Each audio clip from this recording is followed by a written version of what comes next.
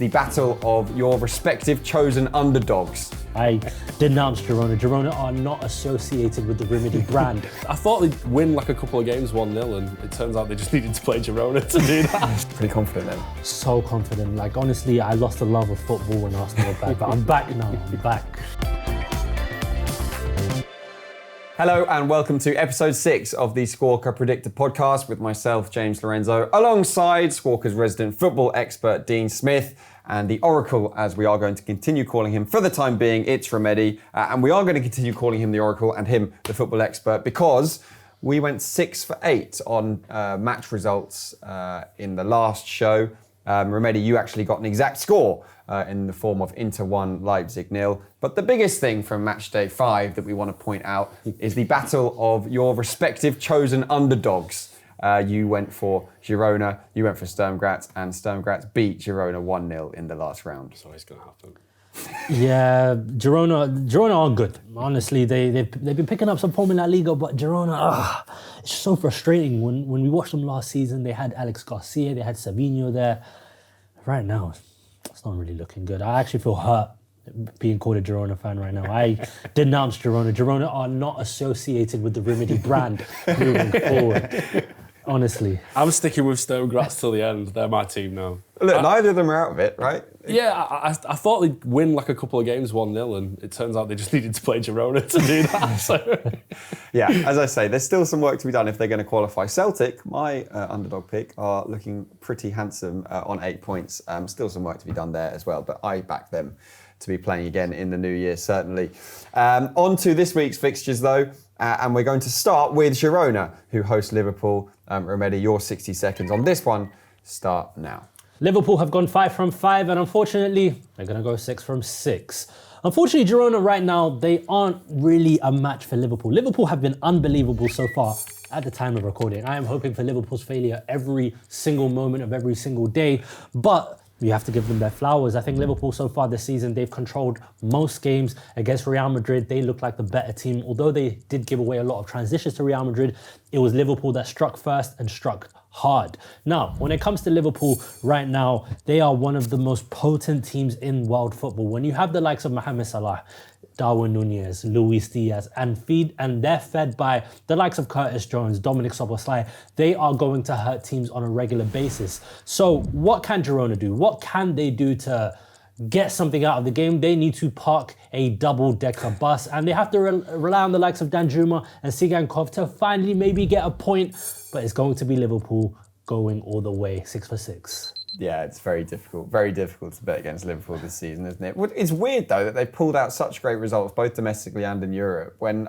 you talk to their fans, particularly earlier on in the season, and performances didn't necessarily match the results they were getting. Yeah, I mean, no one really expected Slot to do this. I think everyone was quite excited about what he was capable of, but I think it's been said 1,000 times now, hasn't it? Rather than sort of rewriting the book, he's just gone in and made some tactical tweaks here and there, and it's really paid off for Liverpool. They look unstoppable at the minute. Absolutely, they certainly do. Right, moving to Italy then. It's Atalanta against Real Madrid. Dean, you have 60 seconds on this one, starting now. Real Madrid are absolutely clinging on to a top 24 spot, and things don't get much easier next time up against Atalanta, one of the most informed teams in Europe right now. Against Liverpool with no Vinny Jr., no Rodrigo, Madrid looks flat going forward, and aside from Mbappe's penalty, recorded an XG of just 0.48. But it's at the other end that they're having serious issues. 12.53 XG conceded in the Champions League this season for Real Madrid over their first 5 games. That puts them the 6th worst in the Champions League so far this season, and they're coming up against Atalanta, who actually have the lowest XG conceded so far with 1.62. Atalanta have been in great form at the time of recording. They've won 10 and drawn 2 of their last 12 games. And they've been excellent in the air as well in the Champions League, which could be an issue for Madrid in this game. They've won the second highest amount of aerial duels with 73 compared to 35 and completed the most crosses in the Champions League. Real are reaching must-win territory. I don't think they're going to win this one. I think it's going to be 1-1. Yeah, they are. I mean, who would have thought it? But for there to be 5 points between these two teams at this stage in the season, you wouldn't think it would be Atalanta sitting pretty in the top 8 and Real Madrid on the verge of not qualifying at all, would you? Definitely not. I mean, Rimedi, I don't know how much of you saw of the game against Liverpool, but for me, there's just something not clicking in that Real Madrid team at the minute. And obviously, like I said, there a few players are missing, but something's not right, is it? Yeah, I was fortunate enough to go watch Leganes Real Madrid, and to be fair, I thought Real Madrid had a really, really good performance, but Leganes, they weren't the strongest team to face. But against Leganes, they were clicking well. Mbappe was looking good, Vinicius was looking good, but they have a ton of injuries right now. Camavinga's injured, Vinicius is injured. There's a lot of injuries, and unfortunately, that team right now cannot afford any more injuries, and they're getting them. So unfortunately, I guess Atalanta will be tough. Yeah, they'll be tough, but they'll need to win it, certainly. Right, moving on then to Germany. Leverkusen host Inter Milan, who are going pretty strongly in the Champions League this season, despite not playing host to a whole host of goals. Rimedi, your 60 seconds on Leverkusen versus Inter starts now. We're looking at two of the better performers so far in the Champions League. Leverkusen are 6th, Inter are 2nd, but I think this will be a really boring game. This is the type of game that Inter love. They love expansive teams coming, but all Inter are going to do is shut up shop and try and get something on the transition, maybe get something from a corner, maybe even a penalty. I'm still scarred from the Inter-Arsenal game. But I think Inter so far this season, they've been really, really good in the Champions League. We're talking 7 goals conceded. Okay, it's not many goals in 5 games, but they are the only team to go goalless or conceded 0 goals in the Champions League so far. When it comes to Leverkusen, of course, they have Alex Garcia, they have Jeremy Frimpong, who started the season quite well, but we have to give a special mention to Florian Wirtz. Florian Wirtz so far this season, especially in the last game as well, he looked unstoppable. But they are going through their injury crisis right now. So I think Inter take this 1-0. I think it's going to be yet another Inter win. Yet another narrow Inter win as well. I watched them host Leipzig, and they just kept them at arm's length the whole time. It wasn't like they really felt, or it didn't look like they felt under pressure for any great spell in that game.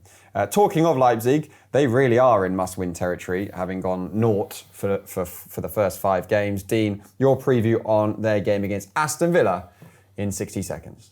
Aston Villa were desperately unlucky not to get another Champions League win on the board against Juve last time out after a goal in injury time was disallowed by VAR. And next up, they take on RB Leipzig, perhaps the most disappointing team in the Champions League this season, with 0 points from their first 5 games. And against Inter, there was probably their worst performance yet. Just 1 shot on target in a 1-0 defeat against the Italian side. And if they do manage a few more shots on target in this game, they're actually going to come up against arguably the best goalkeeper in the Champions League this season in Emi Martinez. 24 saves from 25 shots faced so far on target in this campaign. So for Leipzig, it's a case of trying to go through the last chance saloon, I guess. They're struggling in the Bundesliga at the moment as well. They've lost recent games to Hoffenheim and Dortmund. Villa haven't travelled well this season, but Leipzig are really struggling. I think Villa are going to win 1-0. Obviously, to take a point off Juventus, or off the Juventus game, is a good result on paper for Villa. But given their electric start to this European season, do you think they might be a bit disappointed with how the middle part of this phase has gone? Obviously, the Club Brugge game as well. Yeah, I think so. I mean, it's worth noting the only goal they've conceded so far was against Club Brugge, and it was a ridiculous goal to concede as well. So I think they can be really happy, especially defensively. One thing that's sort of letting them down at the minute is the other end of the pitch. And we spoke earlier on in the campaign about Jean Duran being probably the best sub in world football. 8 sub appearances at the time of recording without a goal, and not having that option off the bench to come on and change things in games like the Juventus one, which was, in all honesty, a pretty drab affair. I think is letting them down a little bit. I think they'll come back and I think they'll be fine. I certainly think they'll get through to the final 2032. But yeah, it's not quite the same level it was against Bayern. Okay, right, moving swiftly on to Salzburg versus PSG. Now, in the 10 games that these two teams have played, they've only got 2 wins between them. So they both really need to pick up points here. Rimedi, your 60 seconds on this one start now. PSG need this. PSG need to beat RB Salzburg, and to be fair, they're facing a team that concedes chances for fun, concedes goals for fun, and just concedes everything. They will concede any possible chance PSG could potentially take it. But we're looking at a leaky defense against an impotent strike force in PSG right now. Something is wrong there. They've only picked up 4 points from a possible 15, and if they have any chance of qualifying for the next stage, they need to win this game. It's time for the likes of Colomwani, Gonzalo Ramos, Ousmane Dembele, Bradley Barcola. These players need to step up. And to be fair, against RB Salzburg, it's probably going to be the best game for them to perform. I feel that this season, PSG, they just haven't clicked so far in their game so far this season. They've taken a ton of shots, but they've only scored 3 or 4 goals. And unfortunately, right now, it's not good enough for the Champions League. So I think PSG get the win. I think they win 2-0, and it sets them up well for the final 2 games of the Champions League. If we just look at this comparison matrix that we flashed up behind, it would seem that there's only one team likely to win this one, and that might be the case anyway. But the fact there's only 1 point between them in the league at the moment just says a lot about how about what you said about the impotent strike force, right? They really need to find the back of the net. Yeah, for sure. And to be fair to PSG, they've had a tough run so far. They've faced some of the bigger teams in Europe, but even still, for a team that spends as much as PSG, for a team that has a European, the prestige of a PSG, they still need to do a lot better than what they've done so far. So, and the thing is with PSG, they still need to host Manchester City. Well, to be fair, Man City so far this season, they haven't been all too good, but I assume in January they'll be in a much better position to kind of strike against PSG. So yeah, they need to pick up points as and when they can. And against RB Salzburg, it's the biggest gimme you can get in the entire tournament.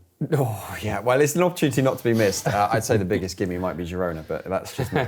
Right, moving on, Dean, to Dortmund against Barcelona. What have you got for us in 60 seconds starting now?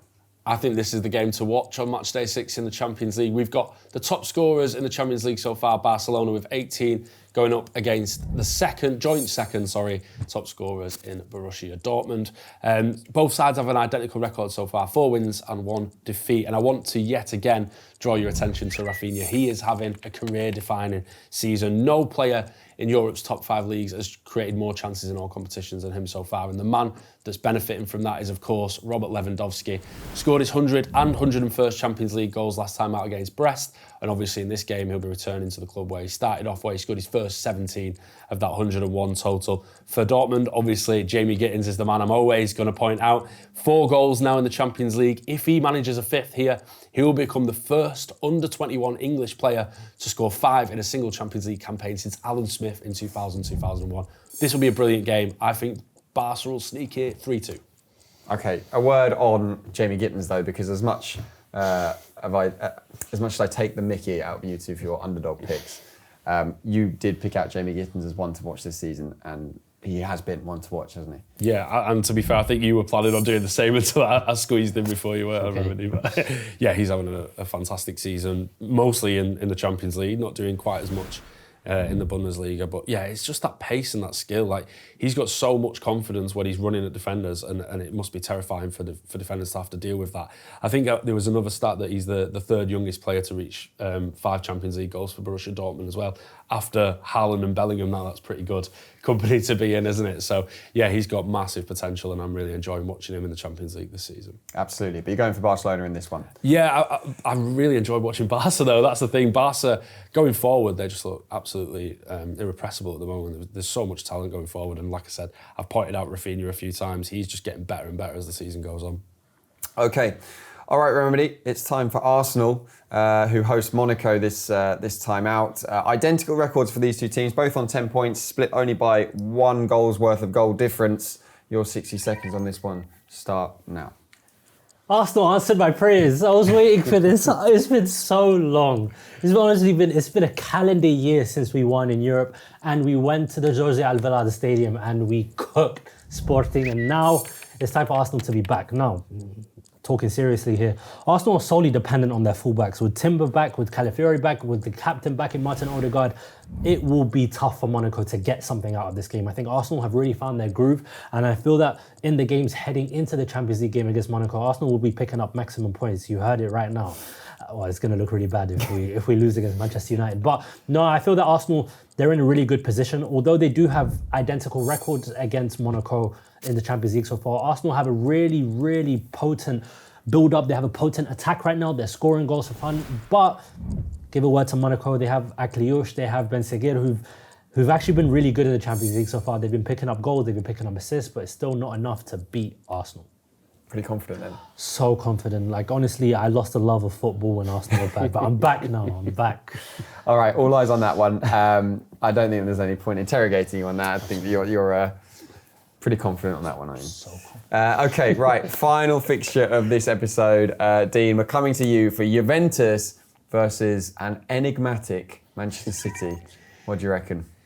Well, what can you say about Manchester City at the moment? That game against Feyenoord, that 3-3 draw, that was the 6th consecutive game in which they've conceded 2+ goals. And you know what? The last time they did that in 1963, they actually got relegated from the first division of English football. Solving the Rodri conundrum is still the issue for Pep Guardiola, and Ilkay Gundogan, though he got a goal against Feyenoord, showed that that's not his role. No tackles, no interceptions, and perhaps most importantly for that role, no fouls either. This feels very much like a Juventus team in transition at the moment.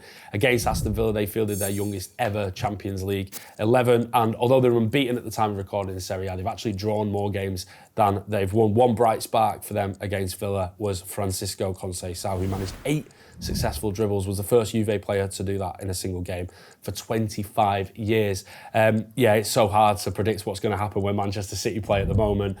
I think it's a little bit more easy to predict Juventus. I'm going to go for another draw, 2-2. Okay. Looking ahead, it's not, at least as far as the Champions League is concerned, a complete disaster. Man City can feasibly lose this game and still pick up points against Club Brugge, and then PSG. They go to PSG. Yeah. But on PSG's form, that's not a winnable fixture. But a win here would really help, wouldn't it? Yeah, definitely, and I think just for that confidence as well, when they've lost so many games recently, the more games you can pick up against clubs as big as Juventus. Like I said, I don't think this is the best. It's not vintage Juventus side by any stretch, but it's a difficult team to break down. That's why they've not lost so many games. So, yeah, I think a victory here will be like a real confidence booster. But if not, like every game that City lose at the minute, it's a story, isn't it? It certainly is a story, and the various lacerations that pile up on Pep's head only add to that.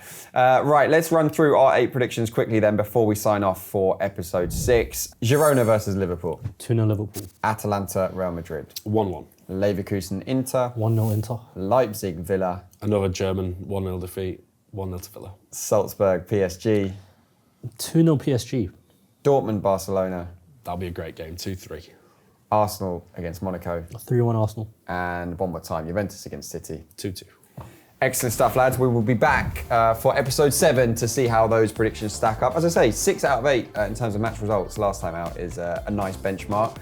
And there was also an exact score in there. The third of the season, I believe, was Rimedi for the 1-0 at Inter. Well, yes, we'll be back to see if we can replicate that anytime soon. In the meantime, thank you very much for tuning in to the Squawka Predictor podcast. Don't forget to like and subscribe to be first to episode 7 when we drop it. Thanks for watching.